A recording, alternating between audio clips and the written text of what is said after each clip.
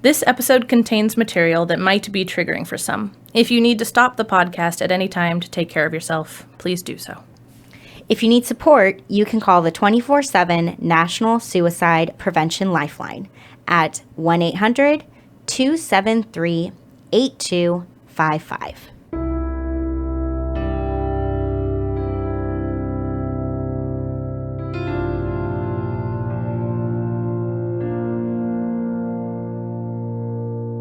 Dialectical behavior therapy was created in the 1980s by Marsha Linehan in Seattle, Washington.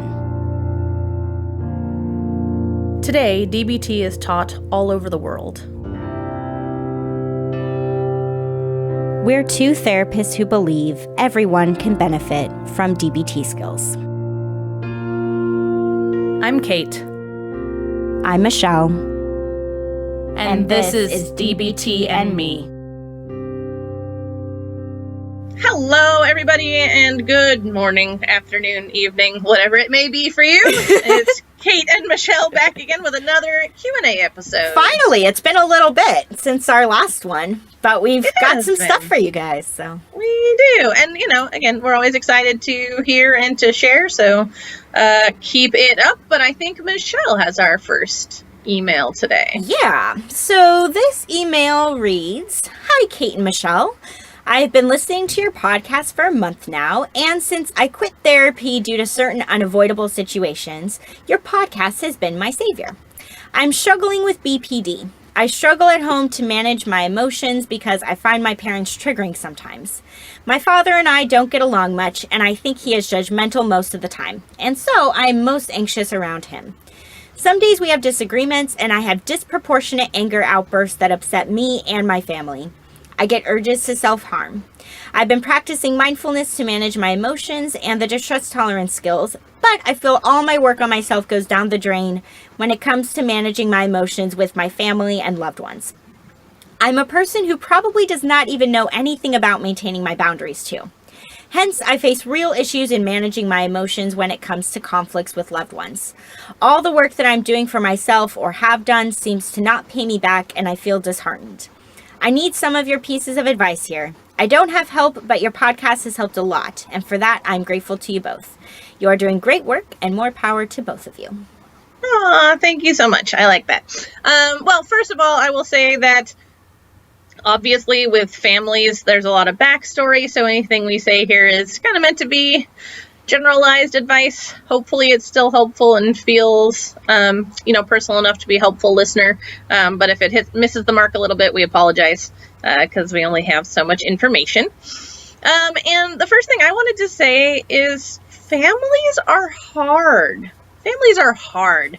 I was thinking of, trying to think of an analogy. And it would be like if you were just starting out trying to learn how to run, and then you tried to run, in the loose sand of a beach, or you tried to run up the side of a mountain, and you couldn't, or you struggled a lot, and you'd be like, "No, I don't even know how to run. I'm never going to be able to do this." Like, no. Like, this is the hardest place to possibly put these skills to the test, right? So I understand getting disheartened, and I would also say, try not to be, because, this is the hardest possible, testing ground for these kinds of skills, right? I mean, if you think about us, a lot of our issues, a lot of our struggles kind of come out of our family.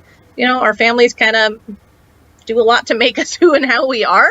So, a lot of those things, those emotional issues or the problems with boundaries or the other stuff may well have been formed in the family that you're now trying to break those habits with. So that's just meant to be, I guess, a lot of validation and an invitation to be less hard on yourself. I think this is something I've said before, and it's something I'm sure to say again. Don't be a dick to yourself, because it will just make things worse, right? So it's already hard enough if our skills break down in a hard situation.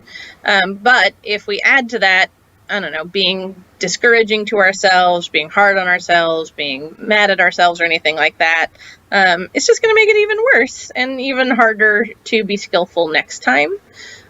So remember, families are hard, and be nice. Be nice to yourself. And then one thing that's a little bit more of an actual skill I would recommend is differentiation, which is kind of the ability to remember that you are your own person with your own thoughts and emotions and truths and experiences, and so are other people, and trying to put a little crowbar separation between those two things. Sometimes I have literally had clients just sort of chant inside their own heads, I'm me and they're them, right? Like, this is me and that's them. Something that reminds them that they're separate from the person that they're in emotional conflict with. You mentioned your father being judgmental.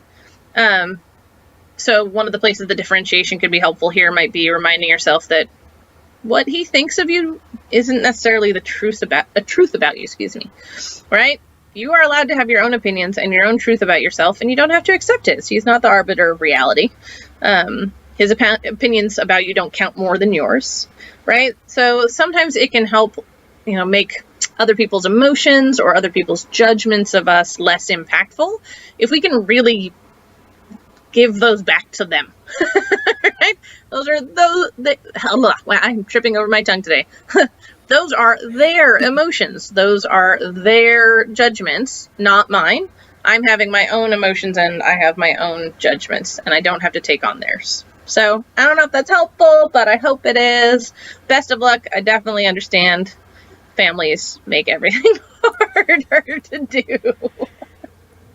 Yeah, I definitely agree with your two main points there, which is like families are hard and be nice to yourself. because families are the hardest. They really are. We can figure out sometimes how to make changes or use skills or communicate differently with friends or coworkers or all sorts of other people. But when it comes to family, that's a level up. It's way more challenging. So I really like that you emphasize that a lot in your response.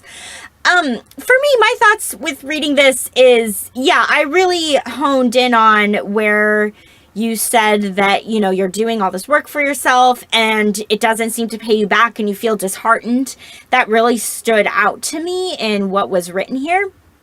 And I don't know if this is true or not, but how that sounds to me, what I think you're saying there, listener, is that really you're hoping that you're going to be different, act different, you're going to use your skills, and that you're going to have a different outcome from your family members. You're going to get a different response from them. Things are going to go differently than before. And if we're hoping that other people are going to change, it's a recipe for disappointment. It just is. We can be doing everything, quote unquote, right. We can be using our skills. We can be keeping ourselves in check, whatever it is. And the other person that we're interacting with may still interact with us the way they always do. And they may not change at all. And if we're expecting them to be different, we're going to be disappointed. So that's just something to maybe keep in mind or notice about yourself. I fall into this regularly where I catch myself hoping that the other person is going to be different. And then I get disappointed when they're still them.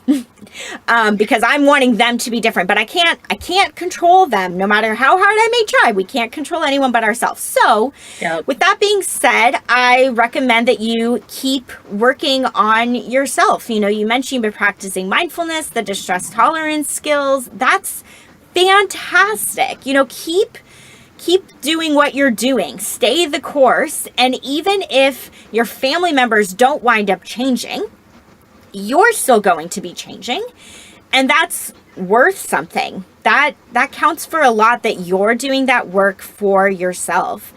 So pretty soon, listener, we're going to be getting into interpersonal effectiveness skills, and some of that could potentially be helpful for you. We save the interpersonal effectiveness stuff till last because distress tolerance and emotion regulation and mindfulness, those are really individual things that you can do purely on your own.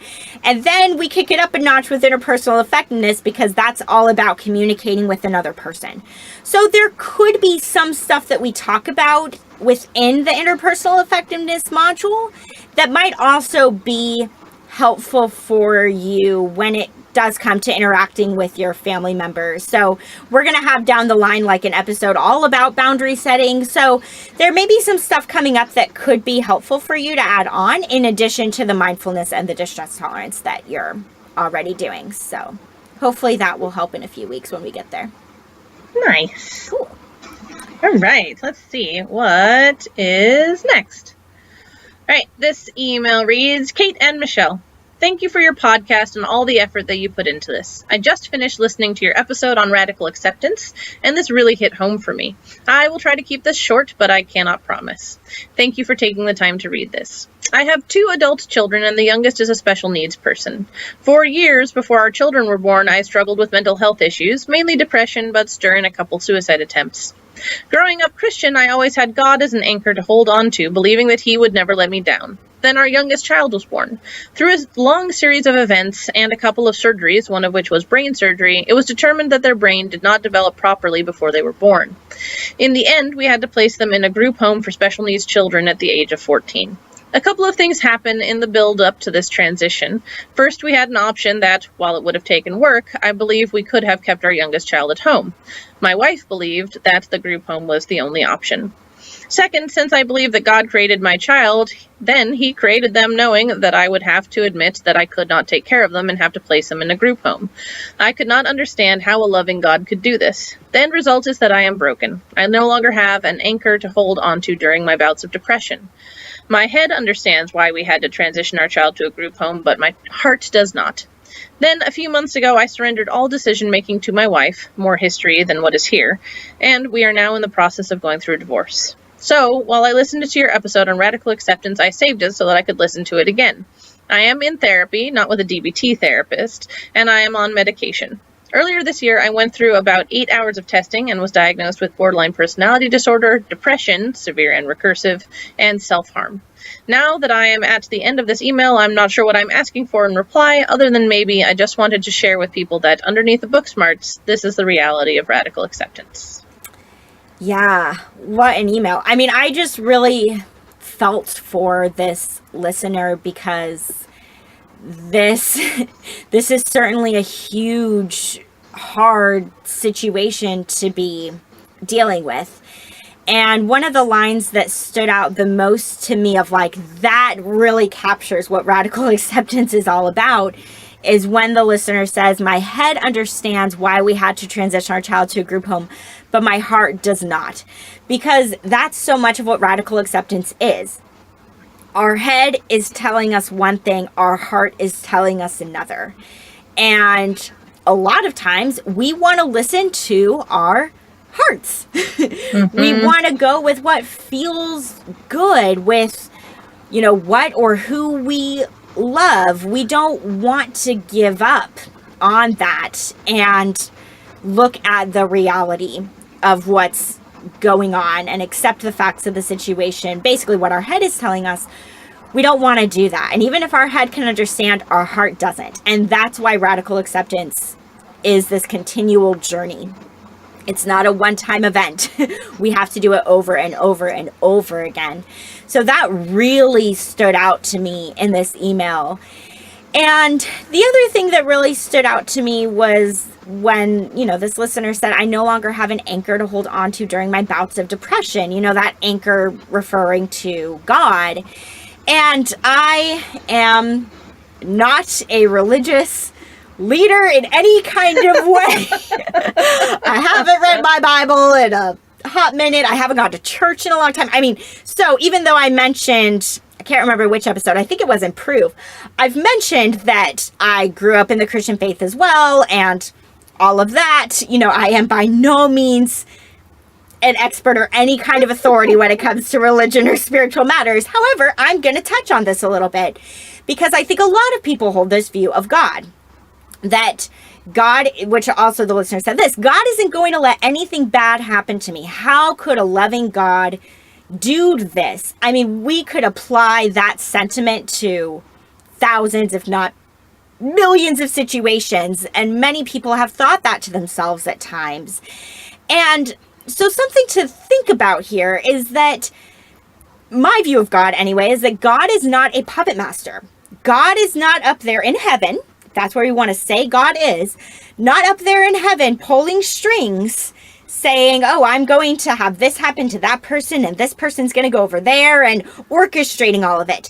I don't hold that view of God, because I think if we do happen to hold that view of God, that God is controlling everything that happens to us, good or bad, then it is going to lead us to feel resentful towards God when bad things happen.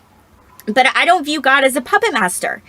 I think maybe perhaps a more helpful way to view God in this scenario, or just generally speaking, is that God, a lot of people view God too as like this parent figure. Whether you view God as male or female or genderless or whatever, people view God as this parental figure sometimes. And if we think about two really important things when you're a parent, the first thing is to love your children, to love them for exactly who they are, to love them through good times and bad times, to be there for them, to lean on you. That's the first thing. The second thing is that you recognize that your children are going to grow up. They are independent adults eventually. They have free choice, and they may make choices that you don't like, or they may find themselves in really bad situations that were completely outside of your control. You couldn't have done anything to prevent it. You know, life is just shitty sometimes, and things happen that suck, and that your goal is to love them through those times and to recognize that they are independent and to kind of launch them and let them live their lives. And so if we view God in that same way, I hold this view that God's going to love us no matter what, no matter what we do, no matter what situations we find ourselves in, and also that God is going to, like a parent would, respect and believe that we kind of have it within ourselves to cope and figure out the bad things that happen to us in life.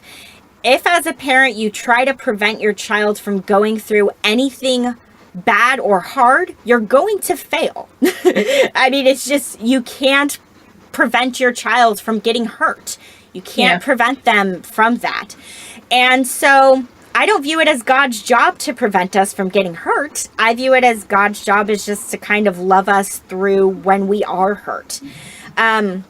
So I don't know if that reframe helps at all, listener, but I hope it does a little bit. And I'm also hopeful that no matter what happens with your relationship with God, whether you come back to God as an anchor for you or whether you don't, regardless of how that turns out, I really hope that you're still able to find hope and goodness some way, somehow. That even though you have this big situation in your life with your child that is not going away, that's going to be there for as long as your child is alive, this is a huge part of your life. And I also hope that there will be other parts where you can find joy and goodness, whether it's like you see a pretty sunset one day, or you get to read a good book, or you get to eat good food, or like whatever it is, that you're still able to find these moments where life feels good and okay, despite having this big struggle with coming to terms with your child being in a group home and not having the life that you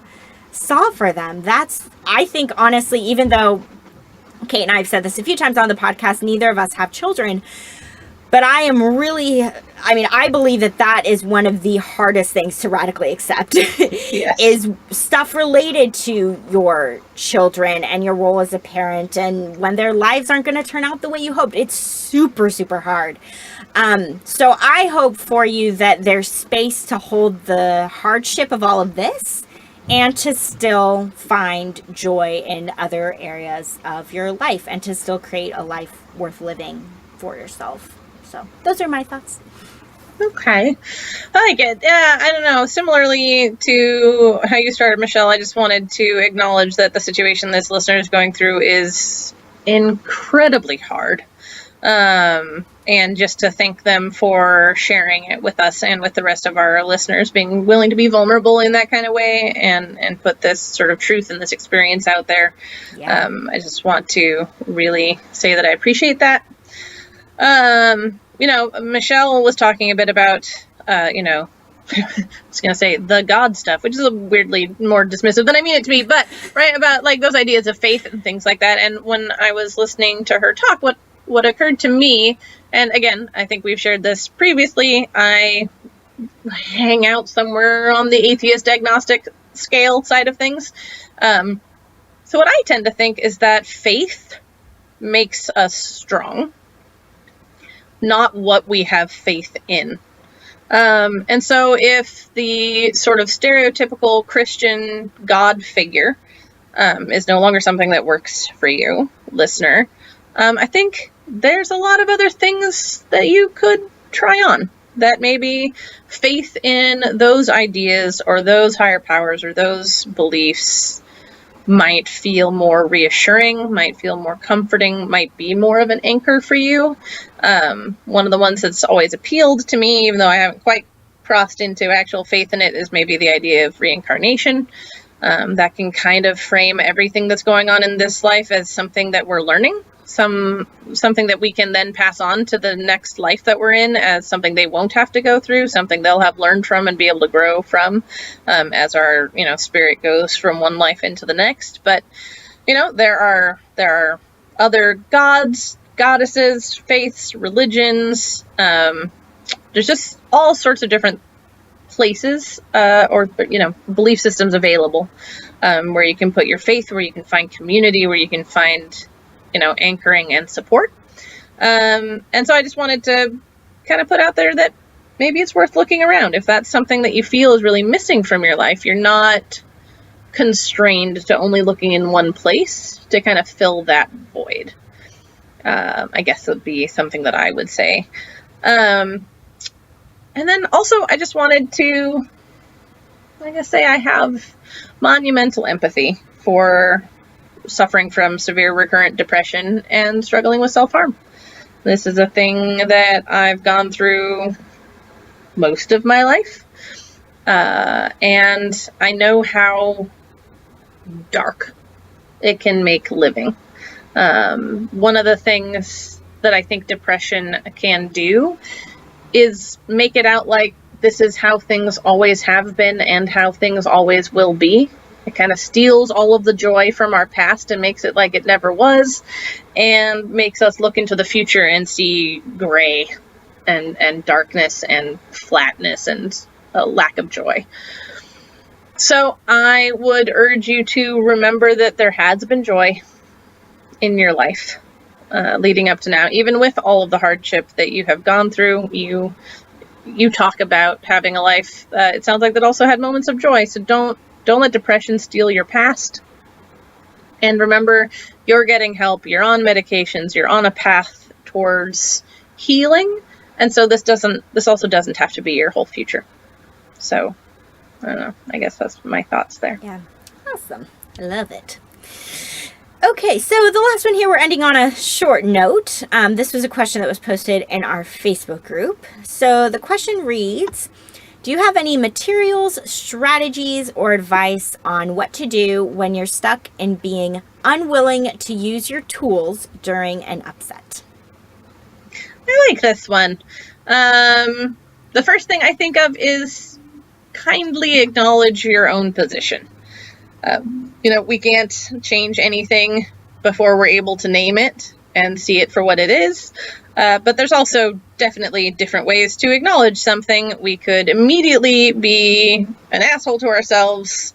Oh, I see. You took all this time learning these skills and you don't even want to use them. You're just being obstinate, right? We could be down on ourselves about it. So don't do that if you can avoid it. Instead, just notice, right? Pull out some of those mindfulness skills and just go, oh, I'm really not feeling like using my skills right now. I'm not feeling like using the tools that I have at hand. So just either, without emotion or tending towards kindness, notice where you are. I think this can also be a good opportunity to use a brief version of check the facts, mainly the what's the threat question. Like, oh, what am I perceiving as a threat if I do use my tools, right? If I do use my skills, what am I afraid might happen, or what am I afraid might not happen? I think there can be not wanting to use our skills because we're afraid they won't work. And so we'd rather have not tried than to have tried and failed. So that can be something that we might be afraid of. And also it can just be the lack of familiarity. Most of us have a lot more practice at going through being upset without using these tools and skills than we do using them.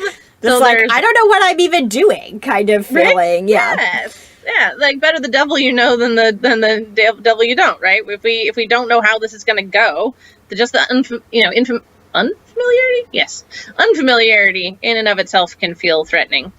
Personally, when I get to a point where I just don't want to use my skills, which happens, generally it's because I've gotten to a place in my mind where I'm thinking or I'm feeling like I'm only using my skills for other people, like to make them more comfortable, to help them be less impacted by me or my emotions, right? Like I'm doing it for someone else. And if I'm really upset with that person, well, I don't want to do that work for them. Right? I get in a sort of, screw you kind of place. I'm not going to use my skills just so your life is easier. I'm mad at you.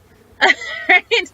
And so that can be where I get kind of unwilling and willful and obstinate. So I would just say, remind yourself, this is for you. Even if the main place that you find yourself utilizing these skills is in interactions with other people, that doesn't mean that using your skills is for the other people. This is to make your life better, right? It's so you suffer less, so that you feel more in control of yourself and your actions, so that you conduct yourself in a way that feels authentic to who you are and how you want to be in the world, so that you aren't as emotionally dysregulated or overwhelmed. This is really for you. So in an entirely different way than I was saying before when I described why I don't want to use my skills, fuck them. This is about you. Right? This isn't about them. So let it be about you, and maybe that might be a tool to help you use your tools. That seems a little bit weird. Anyway, yeah, right? That might be a strategy. Strategy, that's the word I wanted. Yeah. That's a strategy to help maybe shift your thinking a little bit. Yeah, that's totally. My thoughts there. Yeah, I agree with everything you said. I really like that you named some of the things that can come up of like reasons for why people typically don't want to use skills. And building off of that, we had this episode recently about pros and cons. And that's exactly what it talks about with pros and cons. So if you're open to it, listener, doing pros and cons, even though that is using a skill in and of itself, but to kind of at least think through, kind of like what Kate was saying, what will I get if I use my skills? What will I get if I don't use my skills? Just kind of thinking of it that way can help you in making that decision, or at least noticing just more of what's going on for you. Because also, like Kate said, this is where mindfulness can really help. Just noticing that you're having a moment of willfulness, which we all have regularly most of the time. And notice that you're in a place of being willful, and also trust that that will pass. We don't feel something forever. So just notice that that's where you are, and just, without setting any kind of deadline for yourself or rushing yourself, just trust that it will pass whenever it does.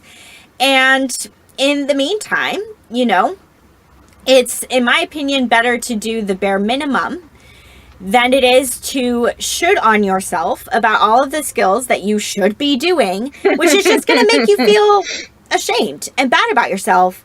And I also just thought about this right now, but when Kay was talking about how it's important to make sure that you're doing skills for yourself, not because it's what other people want you to do or to calm them down or, whatever the reason is. A lot of times when we should on ourselves, if we have that voice in our head that's telling us like, well, you should be doing your skills and, Why aren't you doing this and all that?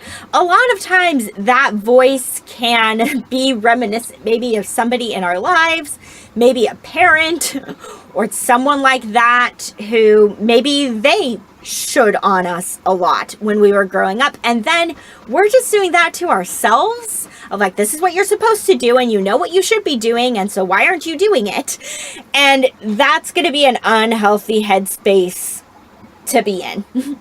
So it's okay to be in this spot if you're like, I don't want to use my skills right now, to notice that. And then to be like, okay, so what do I want to do? And notice what comes up for you around that. Maybe what you want to do, I mean, it can vary in range, of course. Maybe it's something that's really unhealthy. Maybe it's something that's mildly unhealthy. But wherever it falls on that spectrum, notice, well, this is what I want to do.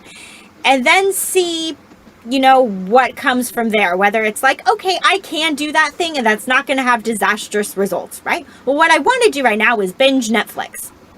Okay, go for it. Why not? Binge Netflix, then check back in with yourself in a little bit to see if the situation has passed or to see what's going on then. If you're having a really unhealthy, like super harmful, this could have devastating consequences kind of urge to maybe be like, okay, so I'm sensing there's this, you know, thing that I want to do, whether it's with addiction or whatever it is. Okay, I'm wanting to do that. That could get me into a whole load of trouble. And again, seeing if there's a way to maybe scale that back ever so slightly so that you're not taking a deep dive into that thing that you've done before that's not going to get you very far. But to not put pressure on yourself of like, oh, this is the DBT skill I have to be using right now for this situation. If that comes up organically for you, fantastic. If it doesn't come up organically for you, you can just do your best to try to wait it out and distract yourself and do the bare minimum that you need to do to get by, even if you're not actively doing a skill in the meantime. I can almost guarantee you are. If you're distracting yourself, you're probably using accepts. Binge watching Netflix can fall under that, by the way. So you're probably using a skill even if you don't realize you're using a skill, if you are able to resist whatever the urge is that's coming up for you in that moment. So yeah, at the end of the day, be kind to yourself. Right? Yeah. I feel like that's what it comes back to a lot. Don't be a dick to yourself. Be kind to yourself. It's okay to just kind of float by and try to just endure that really hard, painful moment without actively doing a skill if that feels like too much. It's okay. So, yep. Nice. I think that's all I have to say. I think that's all we have to say. Yep. I think that's it for today. So, thanks so much for joining us for another Q&A episode. Please keep emailing us. The email address is dbtandmepodcast@gmail.com. We absolutely love hearing from you guys. So keep it up, and we'll talk to you soon. All right. Thanks, everyone. Bye. To learn more about us and the DBT skills we're teaching each week, join our Facebook group. Simply log in to your Facebook profile and search for DBT and Me Podcast.